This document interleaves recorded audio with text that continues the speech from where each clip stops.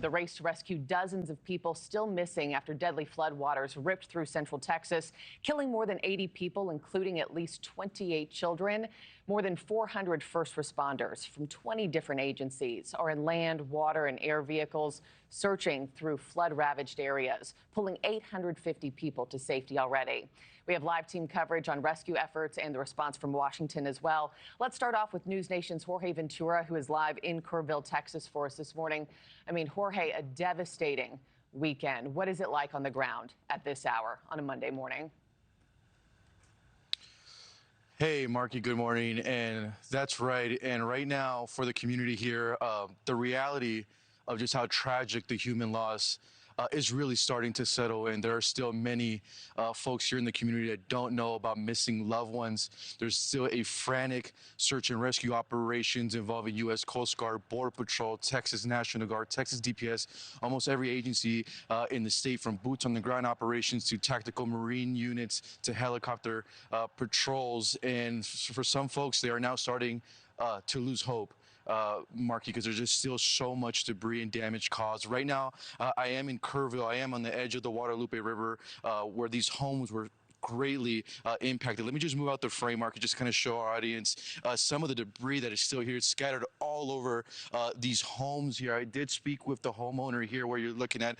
His name was Greg Atkins. We spoke yesterday, and the way that he described the scenes on Friday morning, he said that he actually woke up around 4 or 5 in the morning to loud sounds when he stepped out of his home. If you see that front porch there here on his backyard, Markie, he said that's where the water started to reach rapidly. That's when then Greg tells me he ran into his home and just to grab a few key items. And by the time he got to this driveway, the water already reached a level where he could no longer drive. I spoke to some residents down the road that said that by around 6 in the morning, the water started to already reach the roof of these homes. And just down the street from me, Markie, unfortunately, a whole family was swept inside of their home. I did speak with one of the residents that was able to witness that heartbreaking scene.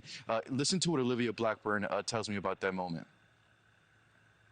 This house here that had the family in it just slowly moved over.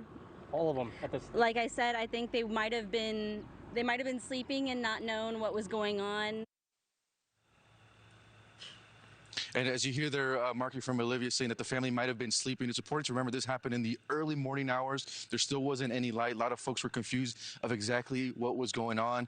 And officials say that that water rose up to 26 feet in just a couple hours. And it was around this area yesterday where I did encounter Gustavo Romero, who is the brother of that family that I'm now learning is Leo Romero, his wife Natalia, and their 1-year-old baby are still unaccounted for. Gustavo was actually combing through the debris all by himself, just devastatingly looking for his brother, and I was able to speak with him for a brief moment. Listen to Gustavo Romero.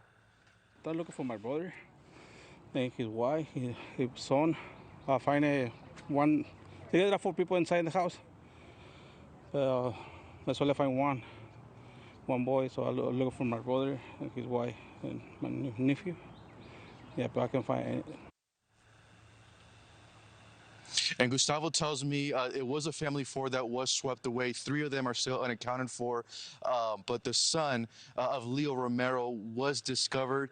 He is 17 years old, and we are learning that he is in the hospital recovering and did not receive any life-threatening injuries, so some good news there. And also, when I was speaking with Olivia Blackburn, who witnessed that heartbreaking scene of seeing the family swept away, she said that she felt just completely helpless. She couldn't do anything at the moment and had to worry about her own family evacuating from the situation here in Kerrville, Markie. Just praying relentlessly for these families. The scenes are just stunning, and to be honest, words are failing me to even describe the loss and tragedy of the last few days.